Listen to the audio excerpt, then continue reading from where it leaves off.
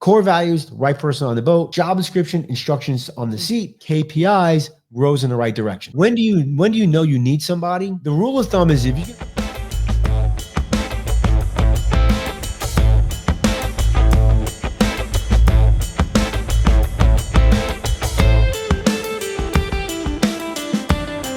All right, guys, welcome to another episode of the Practical Wealth Show. So today I'm joined by Peter Neubig, and he's the founder and CEO of VPM Solutions, the first virtual talent agency.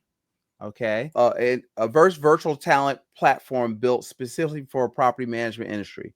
Peter's not only an entrepreneur and a tech innovator, he's also a seasoned real estate investor and a former property manager himself. He's built his own property management company from the ground up, scaled it, successfully exited, right? Giving him deep insight into what business owners and operators really need. Now through VPM Solutions, he's helped thousands of property management professionals streamline their operations by leveraging virtual talent around the world. So if you've ever wondered how to grow your business without growing your overhead, there's a thought. This episode is for you. Peter, welcome to the show. Curtis, thank you for having me. Appreciate you taking the time. Yes, thank you. We had a little technical difficulty on the front hand, but we're all good now. So Peter, tell them what I didn't tell them, and let's see if we can help these people. Well, I'll kind of go through my journey, and then I think there's a lot of learnings for your listeners throughout the journey. So when I grew up, I think like everybody else that's listening, go to a good school, go get a good job, and I did that for 20 years. I graduated college in like '94, and by 2012, I started my first business at the age of 41. So I think the first lesson is you're never too old to start a business. Mm-hmm. But the reason why I was able to start my business in 2012 was I didn't have very much debt. And so I think if you're listening to this and you're kind of straddling that fence of like, I'm working, but I really, there's something else pulling me. I want to start my business. Number one is you should have that business, and I would start it while you're still working, which I did. I actually ran my business for almost a year before I quit my job. Probably too late. I probably could have done it earlier, but I actually had business and had revenue before I exited my job. And number two is make sure you clear all that bad debt. So my wife and I, we had zero debt other than the house, and she was working. So we were able to, go a year of me not getting a salary while I started up my new business. And then she was able to cover it because we didn't have a lot of debt. So I think there's a lot of learnings there. Yeah. Now, in the early 2000s, before I even thought about starting my own business, I started thinking about my own business, and I actually bought real estate. And so I started buying a bunch of real estate, which led me into owning the property management firm. The real estate is, it's interesting because a lot of people that buy real estate don't treat it like a business, but I can promise you the government thinks you're a business, your business partners think you're a business, your residents think you're a business. And so you want to make sure that you treat your investment properties like a business. And if you do own real estate, are you the right CEO? Are you the CEO of that business, or are you actually going and doing all like the busy work on that business? Right. So I had partnered with another guy named Steve Rosenberg, and we were buying a bunch of properties. We bought so many that we couldn't manage them anymore. Like we had a lot of fun buying, but when a tenant would call, like they would talk to Steve and Steve would tell them one thing, then I would call them and then I would tell them something different. And we were stepping on each other's toes. So we ended up building an org chart on how we got to manage our own properties. I think at the time we owned like 31 properties. Okay. 31 properties. I actually had a couple of other apartment complexes with other investors. One with Steve and then two others with other investors. So I got tons of units that I'm running. And what we found out was like, if we needed property management for our single family homes. Back then, the internet, 2005, internet isn't what it is today, hard to find stuff. So we actually developed Empire Property Management for single family homes. We thought we created a new industry. I find out later that there's a whole organization called the National Association of Residential Property Managers. There's thousands of people doing this across the nation, but I didn't know until I found them. And then I found them, and I was able to literally 180 my business. I Mm, didn't know what I was doing. I was like in the dark with no flashlights, feeling around. When I okay. found that organization, I was able to find people who had been doing this for 20 years and learn from them, and literally build all the processes, procedures, save myself from potentially getting sued. So the learning there is, I believe in business coaches. I believe in mentors. I believe in hanging out with the people that are going to lift you up, not pull you down. So if you're hanging around with what I call anchors instead of engines, you need to cut them off and start hanging out with people that are where you want to be. So for example, let's say say you own no homes, no investment properties. Go hang out with the guy who's got 3 or 4 homes. If you have 3 or 4 homes and you want to get to apartments, start hanging out with people with apartment complexes. I did this as a property management firm. I had 30, 40 doors that I was managing, and I started hanging out with people with 200 doors. Then I started hanging out with people with Right. 500 doors. Right. Right. And I'm a 3-time Ironman finisher. And when I wanted to go from sprint triathlon to an Ironman triathlon, guess what I did? I started finding guys who had done the Ironman triathlon, not once, but like 10 times, 20 times. And my mindset shifted. Can I do this to how fast can I complete it? Right. So one is, can I finish it? Can I complete this? Can I start this business?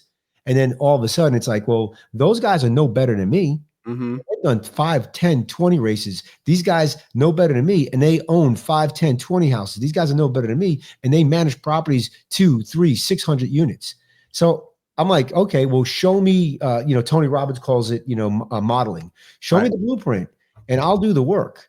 Right. So once somebody can show you the blueprint, it's up to you to do the work.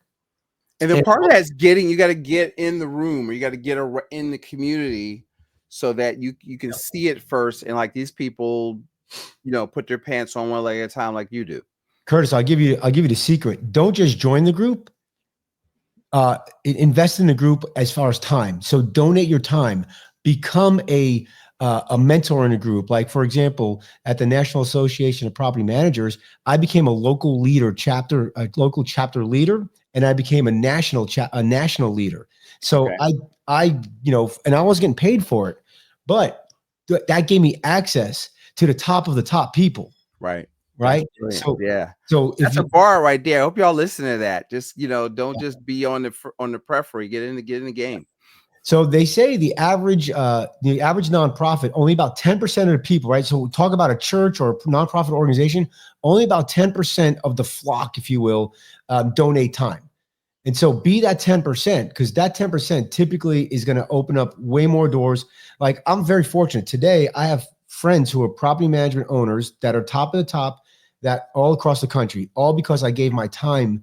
I volunteered at the local and then at the national level. So if you really want to step your game up, find a group and then volunteer at that group for sure. So I write it down for me. I have to do that because I never feel like doing that. Right. And I used to do it when I'm younger. Now you're busy, but it works so well, you stop. You gotta get back in that. Huh. well, then if it gets you busier, then you should have the revenue to then hire the virtual team to then leverage and allow you to level up and become the CEO of your business. Right. When I started Empire Property Management, I was wearing all the hats. Right. I was the broker, the lease renewal specialist, the leasing specialist, the property manager, assistant property manager, the maintenance coordinator, on and on and on. As we got our revenue going and added more revenue, instead of putting it into HIP National, invested it back into the business as a form of team. And originally I was hiring team in the US. That was like, they had to come to the office. 2020 squashed all that. You don't need an office space anymore.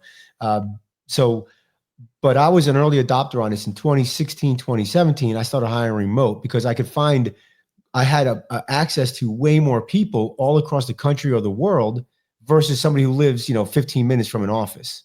Mm. And we were able to find people in second and third world countries for a fraction of the cost of the US.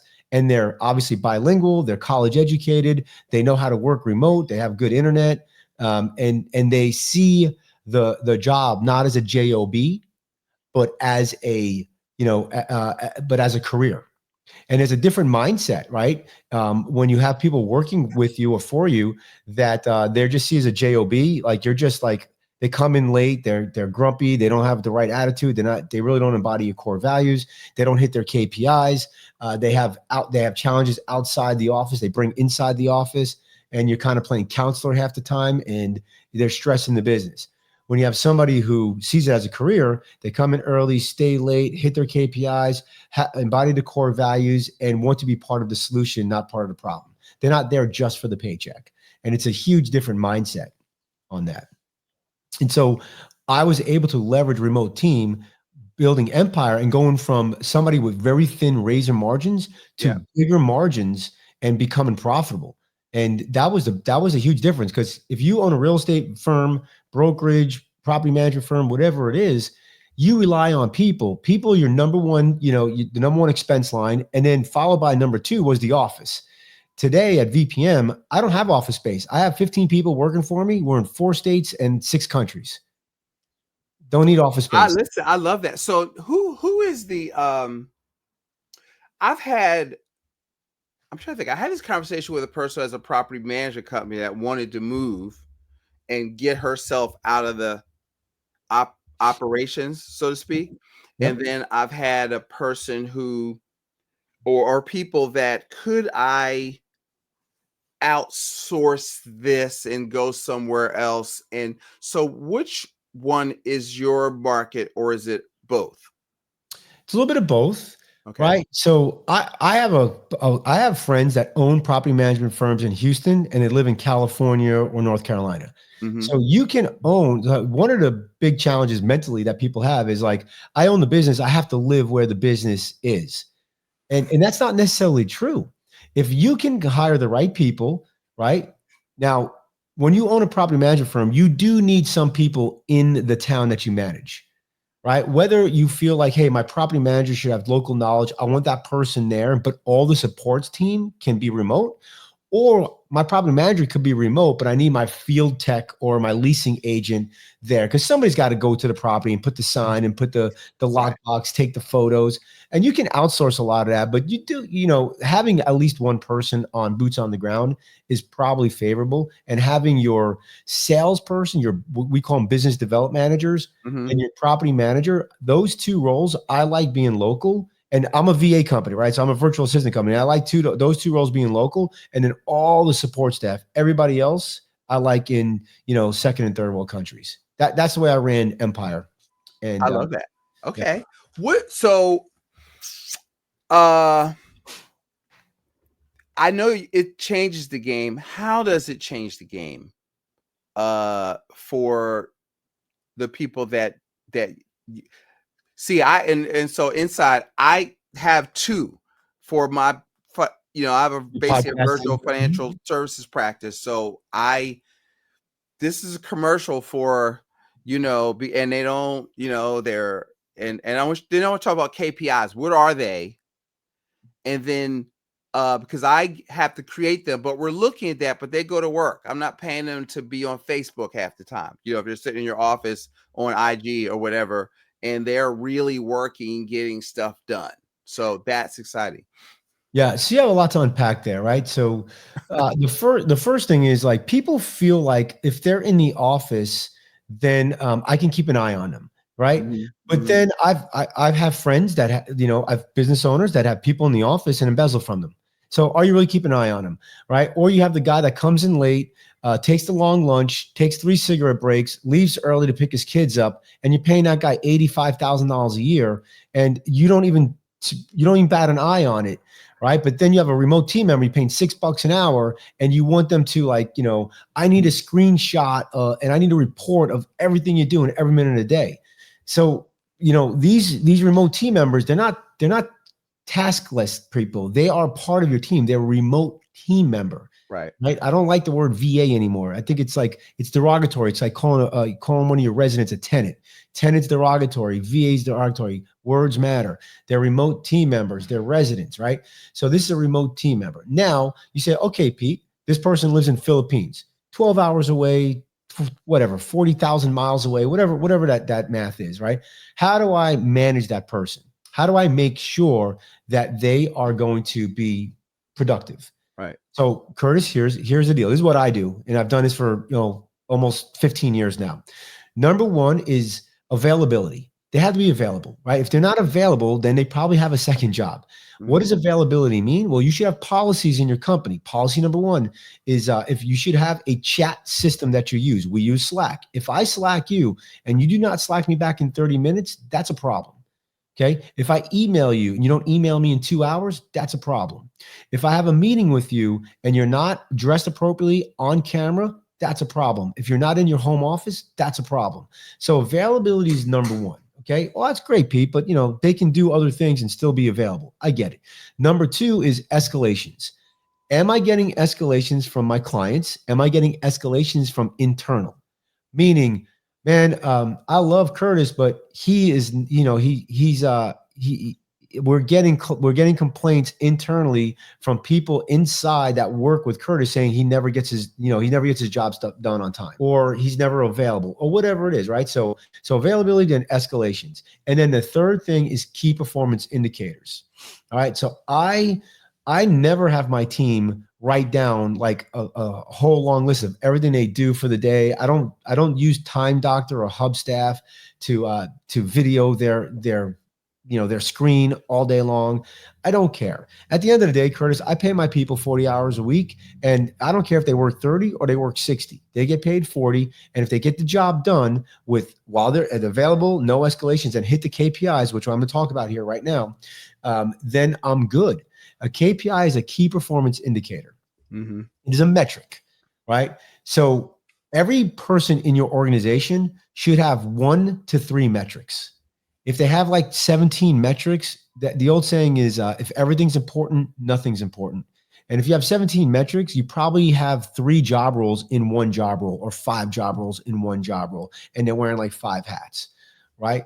So every role. So if they're wearing 5 hats, well, they could have 5 KPIs, and eventually you have to realize that you have to get rid of those hats at some point. I think everybody in your organization should wear 3 hats, like at the most. Now, when you're starting out, that there's an exception to the rule. If I'm starting out, of course, if you're a solopreneur in your business, you're wearing all the hats. You should actually create a accountability chart or an org chart that has all the jobs you're doing, different boxes, not one box, your name and everything around it, right? Everything you do should have a box, and then you should shade the next 5 jobs that you want to hire in a different color. So as revenue grows, you then hire those jobs, and every one of those boxes should have KPIs. Mm-hmm. The KPI should be something that is obtainable, like meaning, I'll give you a good example. I had a lease renewal specialist at Empire. Our lease renewals was so the metric was how many of our residents are on a annual lease and how many are on a month to month. And if you know anything about owning real estate, you know people, one, they don't like to renew leases. Like the owners actually don't like to renew for whatever reason. Or two, when business is busy, the lease renewals is the first thing to go by the wayside because they just roll into month to month. It's not really that big of a challenge. So we were busy. We finally had hired Jessica out in Mexico, and she was going to take over our lease renewals we had 984 properties, all single family in 3 markets at the time. Hmm. So we were big enough to have a person just do all this. Well, we had about 36% of people that were on an annual lease. That's bad because you're not protecting your investor owner by having a long-term lease in effect. So we wanted to get to 92%, but we can't go from 36 to 92% in a week, 2 weeks, a month, 3 months. It takes time to do that. So we would then say, okay, Jessica, you have 1 KPI, go from 36% to 40% to 45% to 60%. And so we kept increasing the KPI month over month, but we made it where she can hit it. It was like a stretch goal. Because if you say, hey, Pete, I want it to be 92% next month, it's never going to happen. And so then what happens is over time, you don't even come close to the KPI. People lose their luster. Just like January 1, I say I'm going to lose 20 pounds. Mm-hmm. And by March, I'm eating cheeseburgers again, right? Actually, they say that what is it? I think it's January 19th is the biggest pizza day in the year. Oh, really? Yeah, it's over. All the resolutions are over, right? That's it. That's it. 19 days. So you have to make the KPI manageable, stretch, obtainable. And then I like to build a bonus structure around the KPI. You meet the KPI, you get a firm handshake. You exceed the KPI, we give you $100. $100 for somebody in the US is nothing. $100 for somebody in Mexico, Philippines, Costa Rica, Kenya, wherever. That's a lot of money. It's usually about a day's pay. So it's significant. So that's another reason why I like remote team, because I can use it doesn't cost me a lot of money to move the needle on people being excited. And so, the thing here is, I want everybody to understand, is 1 to 3 KPIs. If there's more, focus on the 3 of them. When they become kind of normalized, then you can add more in there, right? So you can replace them. So you take those 3 out, or you take one out and you replace it with another one that's not performing as well. Is the bonus, sorry to cut you off, Go ahead. per KPI, or if they hit 3 KPIs, it's the bonus, the $100 or whatever you're going to do? Yeah, you got to hit all the KPIs. Yeah, Okay. now you can structure however you want. Right. I structured it where you had to hit all the KPIs. You had to exceed all the KPIs. Okay. Yep. No, I like that. I don't do that. You can bonus it and say, hey, 30, 30, 30, right? You can do it by in thirds or whatever. The goal is you want to use the carrot to move people, right? So you don't want to make it so hard and so difficult. You don't want to make, also when you're building a KPI, you don't want to make it so difficult that I need like a PhD in Excel to figure out if I hit the KPI or not. Right. Right. There should be a easy report that I can pull out and put the number in. By the way, I make them, even if you can automate the number into the KPI, I make them hand type in their result. And then the KPI has what's called conditional formatting in Excel, and it turns red or green based on the result. But I want them to put it in so they can see if they've hit it or if they missed it. So if they miss it, what happens, right? If they hit it, they get the bonus, whatever, great. If they miss it, what happens? Well, even though you hire somebody that's remote, you don't want to abdicate. You don't want to just say, here's, I have so much work, here you go, here, just take care of it. You still have to manage, delegate, and you have to have meetings with them. So I had either me or my supervisors would have a weekly meeting with every team member. And the weekly meeting it's not like, hey, what's going on this week? Like there's no structure there and the meeting is useless. So every meeting should have structure. I'm a big fan of Gino Wickman. He wrote a book called Traction, the EOS system. If you take nothing else from this podcast, buy that book. It will change your business, which then changes your life. That's why we're in business, to change our lives. And so with Gino Wickman, he has created this structure. It starts off 5 minutes of the feel good. Then it's 5 minutes on KPIs. So you're not talking about why you didn't hit a KPI this, right? You're just reporting the number. And then you make a determination. If this KPI is red, is it an issue? If so, it goes on the issues list. You don't talk about it right there? It goes on the issues list. If it's not an issue, i.e., maybe you didn't hit the KPI because you were on vacation. Maybe you didn't hit the KPI because we're in summertime and things just get crazy, in the month of July. There's reasons on why a KPI might not be hit. Doesn't mean it's a challenge. Now, if a KPI is it going to hit 2-3 weeks in a row, big time challenge, right? So after that, we look at tasks. Were there tasks from last week? Did you do them? If not, did it have to go on the issues list? Can it get done next week? Then we talk about the issues. This is where the bulk of the meeting is. These are the issues. Now, what we did is I didn't want people to Slack me all day long, email me all day long, stand in my office all day long, call me all day long with their problems. So what I said is, if you have a challenge, put it on the issues list, unless it's like code red, we're the fire, blood. What is it? Fire, flood, or blood, right? If it's not fire, flood, or blood, you put it on the challenges list and we'll figure it out. What happened was, right, because the big thing is, Curtis, if I'm working and I'm diligently working and then my Slack pings or my email bings and I stop, it takes you 20 minutes to get back to the thought process you were when you're working on your deep stuff. And so I didn't want me or anybody else to just keep getting pinged on challenges all day long. So 2 things happened. One, the team was able to work through all their job without being pinged all day long. And 2, 80% of the stuff that got on challenges list, by the time we met the next week, they had figured it out. They had figured it out. Problem we have as business owners is we call it superhero-itis, right? You want to be wanted, right? As you hire people, you feel less and less like they don't need me. That's the whole point. It's not supposed to. That's the whole point. Yeah. Right. But because we are bootstrappers and we did it all ourselves, we all of a sudden have this mindset like shift, like, oh, wow, they don't need me. So I'm going to go ahead and damage some things on my own, just so I can rip off my cape, show my red S and save the day. Right. So this allows them to get redirected. Then if they still have a challenge, this is a great training opportunity. So instead of you solving it, you ask the question, how would you solve it? Right. And you have to ask questions so that they get to the answer that you want. And if they finally can't get there, then you can train them. It's a great training opportunity. Okay. Now, if the KPI was red and it becomes an issue, okay, most people would ask the question, why didn't you hit the KPI?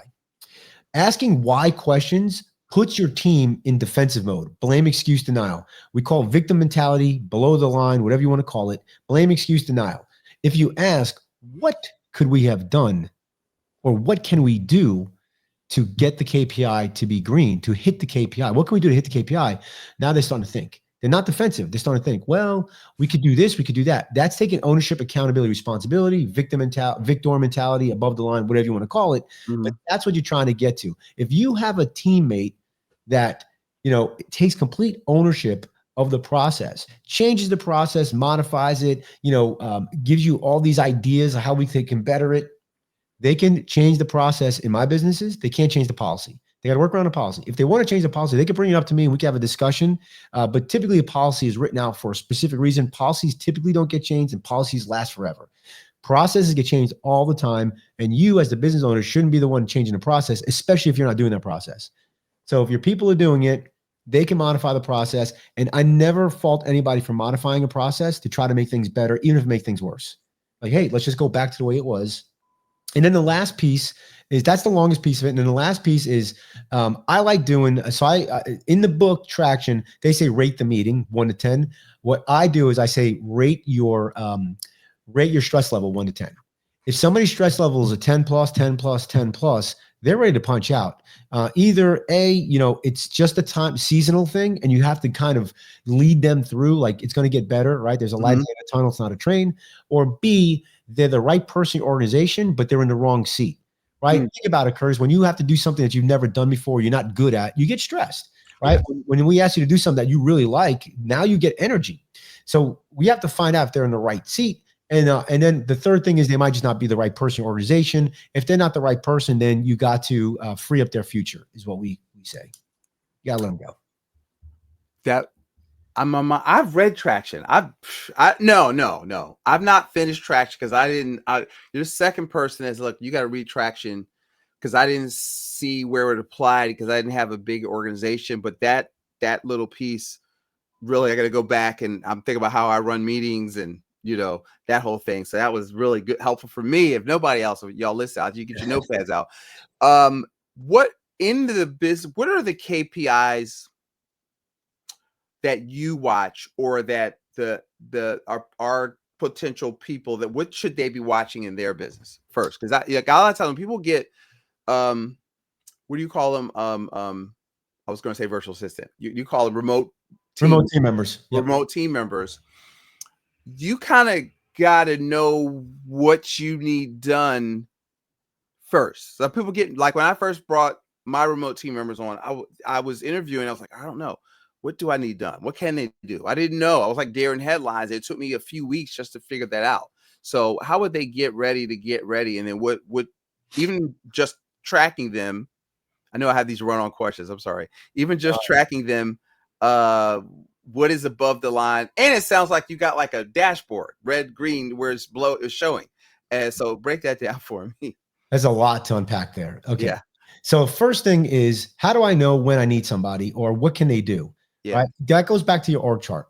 You should have each job role in the org chart, and then you should have a job description, a detailed job description for each one. Whether you're ready to hire that role or not, you should have a detailed job description. What happens is, a lot of times people get really busy. They're like, oh man, I need help. Remote team is cheap, so I'm just going to hire somebody. And I'm just going to say, hey, you answer the phones, and all of the duties assigned by management. The challenge is you don't know what they're supposed to do. So how do they know what they're supposed to do? So the first line of defense is having a job description. That's actually the second line of defense. The first line of defense is having core values. And I know that sounds hocus pocus, but I promise you, if you don't know the type of person you want in your organization, you're going to get the wrong person, and they're going to then dictate your culture. What does your culture want? So for example, at VPM, right, we're customer focused. We provide customers with a wow experience. We're innovative, we're passionate, and we're positive. And so we look for those type of people. But we also have a subculture. We work hard, we're results driven, right? So like if you don't like numbers you have to hit your KPIs and know our numbers. So you have to determine what's the right person in your organization. Then, and I'm going to use the Jim Collins good to great analogy here. That gets them on the boat. Now, the job description is the instructions to the seat on the boat.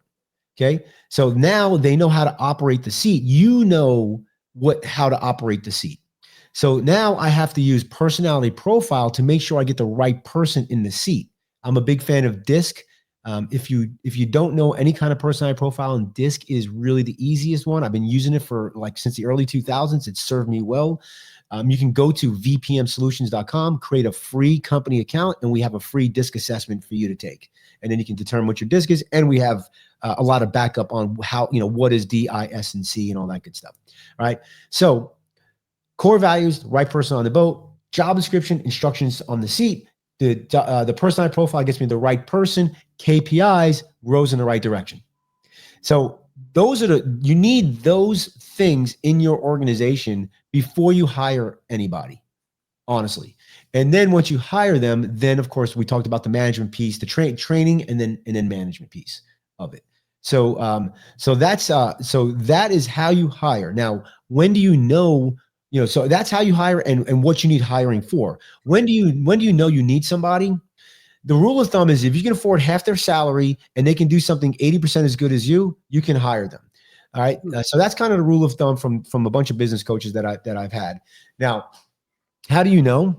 Sometimes you can't, especially if you're a solopreneur, right?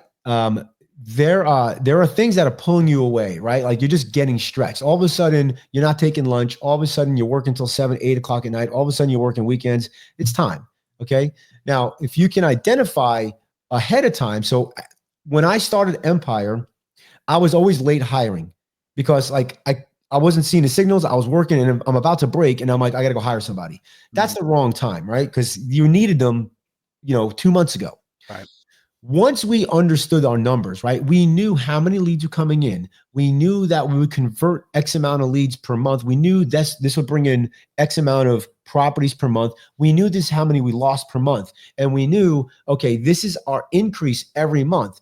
We also knew at so many doors, X doors, I needed a leasing specialist, a maintenance specialist. We started getting the math down. So let's say I was getting 10 new doors a month and I needed a new person at 50 doors. Okay, well, that's 5 months. I need somebody. But wait, there's more. I need to train them. That takes a month. I need to find them. That takes a month. So I got to start looking 2 months into it so that by the time we need that person, we found them and we trained them and they're ready to go. That's interesting because what people do is they don't think long range. They don't like long range. Like that's like, all right, you're not watching your numbers. So you are, I need this. You're already overwhelmed and you have to kind of be more strategic about how you look at your business and, build that out. And I think a lot of people are so busy, to quote an old commercial, making the donuts. Right. I'm gonna date myself. It's an old Dunkin' Dunker commercial. Oh, do you make your own donuts here? So we're just aged ourselves. But we're in the grind doing the work, right? And then, but not thinking about the working on the business. So you build a business that works so you don't have to work all the time. Yep. And then, now what you're doing is you're teaching the concept of remote team members and you're helping fulfill that and how to structure your business. Then there's two main reasons why people don't hire, right? Mm-hmm. Number one is I'm scared to hire the person. Number two is there's three. Okay, number one, I'm scared to hire the person. Right. Number two is I can't afford that person, and number three is I don't have time to do the hiring and training. Right. Those are the three, right? And so if you can get over those fears, right? So number two is easy, right? I can't afford it. Well, hire a remote team member, and you should be able to Can afford that afford it. much Yeah. easier, right? Number one, I'm scared to hire the wrong person. Well, you can either A, just do all the stuff I did, core values, job descriptions, disc profile, or B, hire a recruiting firm that has a hiring system, right? And you pay a little bit of money, right? But now the time thing goes away. All right. And then like as far as like training, you know, it just is what it is. If you don't have a training platform built out, when you bring on the new team member, you train them and you video all the training, and that becomes your training, right, system for the next people, so that you don't have to redo all of And then they this. write out your SOPs, and now That's you're right. kind of doing it as you. I tell you, when I They first write it did out. it, I was They write it out. terrified that I would have A, I didn't have enough work. B, could I afford the person? So but when I looked at it, this would help me. I looked at it as an investment, right? And so I set aside enough money for like I started actually with a 20-hour person, right? 20-hour a week, and I set aside enough money to make sure I paid it. So if I had to go into it, this didn't work, or I would give it enough time to do it for a couple months. I ended up best money I ever spent. I brought the person on full time, and now I got 2 full-time people. And Yep. but because they made me more effective, they did like things for me, making calls, follow-up calls, converting my unconverted leads, all that stuff that I just never got to, just kind of blew up my productivity. And the Unbelievable. reason why you never got to it is because it's not in your personality profile to do that. You didn't like doing it. And so you found people with the personality profile, whether you tripped on them or you actually did it on purpose, but they like doing that. Just because you don't like doing something doesn't mean everybody in the world doesn't like Yeah, doing it. they don't mind cold calling. I hate it, right? Somebody And because what's Dan Sullivan? You got to work on your unique ability. So it's probably 3 things you should be doing out of all the stuff that you're doing. And then what's that book? Who Not How? You've got to Yep. outsource that stuff. They can probably do it better, but at least 80% of what you do, and eventually, so a lot of them do this stuff better. So just get out the way. There's certain things I used to do. I don't even know how to do anymore because I haven't done them for 2 years. So I'm definitely not good anymore. But it works, and it allows your mind to free up to think about how to grow, and that stuff is still getting done and revenue still coming in, or fires are being put. I had a couple fires. Like I'm trying to put my iPad down because somebody has texted me, but it's being handled. So I'm trying not to look at it till we, but you need help. You can't be the chief cook and bottle washer. So No, I mean, if you read Michael Gerber's book, The E-Myth Revisited, that's the reason why business owners fail. They're the chief cook and bottle washer, all right? And then, so they're doing the sales. Then they have to fulfill the sales and operations. They do that, right? It's a seesaw effect. They stop sales. Then sales comes back. Then they fulfill. Now they need sales, so they go back to the other side of the seesaw. And now they're trying to drum up business again. And it's like you need to create all the systems and hire the people to run the systems so that marketing and sales and operations and finance and HR and IT all work. yeah. And eventually you'll get there, and you have to hire top performers, for as cheap as you can, so that you can hire more people and be profitable. So before I tell them, I want you to tell them how to find you, and specifically what they should do next, is this is intriguing to them. Have I not asked you something that you want to make sure you get out? That because I'm thinking I think I'm missing something, but I can't. Well, you had asked a question earlier about what KPIs should you look at. Yeah. And there's 3 kind of, I'll make this my final thought here though. Like there's 3 levels of KPIs, right? There's the KPI that you look at for your business as a whole. Then there's KPIs that you look at departmentally, and then there's KPIs at the individual level. The individual level might roll up into the department, right? All those KPIs roll into the department, right? So for example, like on sales, it might be sales conversion. Well, Kelly, Phil, and Steve all have sales conversion, but the group goes up into the departmental KPI. And then that may or may not be a KPI that, as this leadership team, the CEO, right? So you have to put different hats on, especially if you're very small. You're going to put your CEO hat, look at these. Then you're going to put your departmental hat, look at these KPIs. And then you might even have to put in your job role hat and look at those KPIs. And, a lot of KPIs that would be for the company level, right? Again, it's like 3 to 7. You don't really want to look at like 15, 25, 100 KPIs. You can have a bunch of reporting, but what are the 3 KPIs or the 7 KPIs that are really going to move the needle? They should focus around growth, churn, and financials. And then you might pick 1 or 2 from operations that, you know, that's maybe operations are having challenges, like for us in maintenance. Well, that moved up to the C-level suite because we were focusing on maintenance. Once we solved that, then that came off the deal, right? So what does that look like? Well, growth is like, how many X units did we get? How many did we lose, right? What's our X unit, right? What's our revenue per widget? What's our revenue per door? What's our expense per door? What's our total profit per door? These are things that we may look at. How many leads are we getting? What's the percentage of those leads that are, you know, hot leads or opportunities? So those are some things that we looked at. For VPM, those are Empire ones. For VPM, I'm looking at, you know, average jobs posted per day. If that goes down, we're going to figure out, that's a challenge. We got to figure out what's going on, right? So that's a marketing thing, right? And we're looking at average jobs filled per day, and then churn rate. So those are the things that we look at. And then if that turns red for more than a couple of weeks, right, we are literally creating, you know, like we call them rocks in the traction world, but we're creating, you know, goals, if you will, to solve that. We're creating we got to do something about it, so here's the work that needs to be done, and we believe this will move the needle and reduce this, you know, whatever KPI is not being met. That's great. I love operational stuff on how to be better at that, because you know, Peter, I view when I talk to clients, we talk about when you're, you know, saving money and investing money. To me, the fastest path to cash is your business or a business, not giving it some fund manager 1,000 miles away you never met, hoping they can get you 8% with risk if the market goes up, you know. Whereas if you do, now you're making me look back at this bookshelf back here and pull the traction back out when we get done.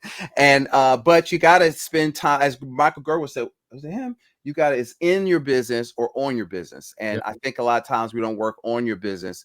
And then how can you get help so that you are the entrepreneur? You're not just the manager or a guy help you, the technician. Which, because if you want to do the work, we all fall back into technician mode because that's what we're comfortable at, doing the thing. And so you don't want to hire. I just do it myself because I don't feel like training anybody. And that's I went through that for years. That's, you know, Kiyosaki has those 4 quadrants, right? Employee, self-employed, business owner, and investor. And a lot of people get stuck on a self-employed because of what you just said. I'll just do it myself. I can never find anybody that's good enough. And I'm telling you, that's just false. It's just false. And the quicker you can get over that. And the great thing is, like you talked about this, when you hired your remote team members, they were so cheap. If you made the mistake, it wasn't that big a deal. It didn't kill you. Right. And because they're contractors, you can get rid of them. I hire somebody in the States, they want 150 grand. And then it takes me 6 months to get rid of them. It's worse than like a resident. Sometimes it's a bad resident. So now with the invent of remote team members, it becomes much easier. It's less risky to you know, hire somebody and take that chance. And only then will you go from self-employed to business owner. Yeah. And the whole reason why we're doing this is to be business owners so we can leverage people and assets to get back our time. If you never get to business level, you will be self-employed and you will never gain back your time. Matter of fact, I know so many people who are self-employed that they would have just made more money if they just would have stayed at their job. Yeah. Yeah. Taxes are higher. Tom Rearwhite told me, we were going over the cash flow quadrant, which Kiyosaki, he said, listen, employees pay 40% for taxes. I think it's all of them, not just federal. He says self-employed S's pay 60, B's pay 20, business owners, and I's pay 0. Right. And so the game is be on the BI side of the trial, but it's a mentality. It's some technical stuff there, but it really starts out as a mentality. And I didn't know I was an S. I thought I was a B. And then I read the book. I was like, I'm not a business owner. I just own a job. That's right. It's a well-paid job, and it's a job that I can make my own hours in sometimes, but it's still a job. It's still a job. And it's not an asset that I can, you know, pull back from and still have revenue coming in, because I don't have, you know, I don't have team members. I don't have KPIs. I'm not running a business. Right. Pete, so who's should be calling you and tell them how to reach you, how to follow you, and see what you're doing? Yeah. So if you are interested in hiring a remote team member to do kind of those I call them those entry level jobs, Mm-hmm. whether it's accounting, marketing, and especially if you're in real estate, go Mm-hmm. to VPM Solutions, like so virtual people management or virtual property management. So VPM, not N, but M is in Mike, solutions.com, and go create a free profile. Um, our product is free for the company to use. When you hire somebody and you pay them through our platform, the remote team member pays us 10%. So the whole product is free. We have about 42,000 people looking for work in the real estate industry. And then we have about 45 courses that they can take. So we have free training for you. You can take them. Your remote team members can take them. You can find people, train them, onboard them, pay them all through our platform.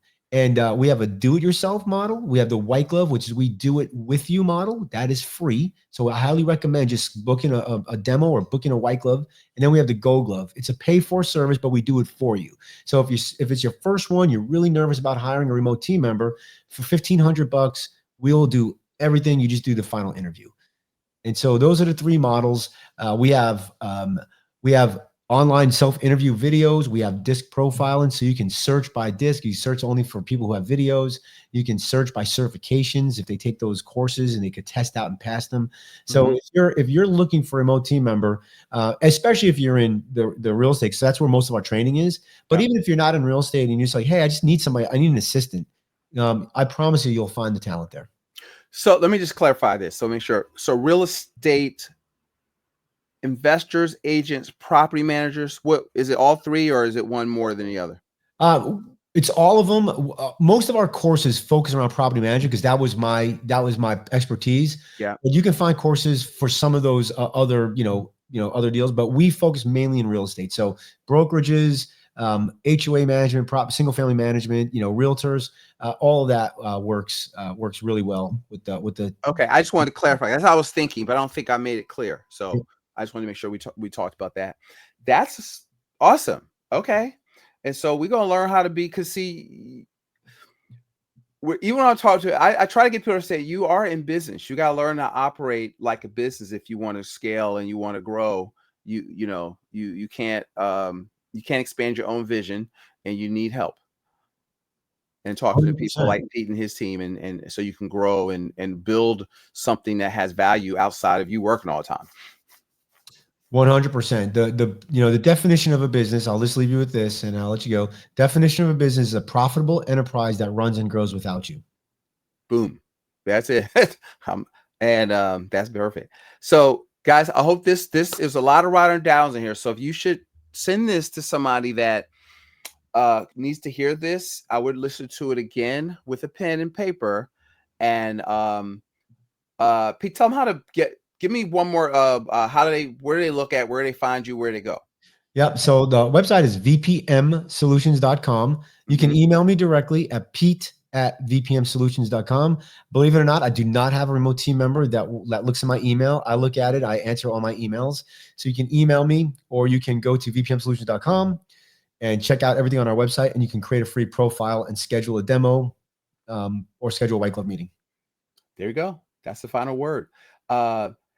You take care, guys. Go out there, make it a profitable day. Pete, thank you so much for sharing with my listeners today. Thank you, Curtis. Appreciate you, man.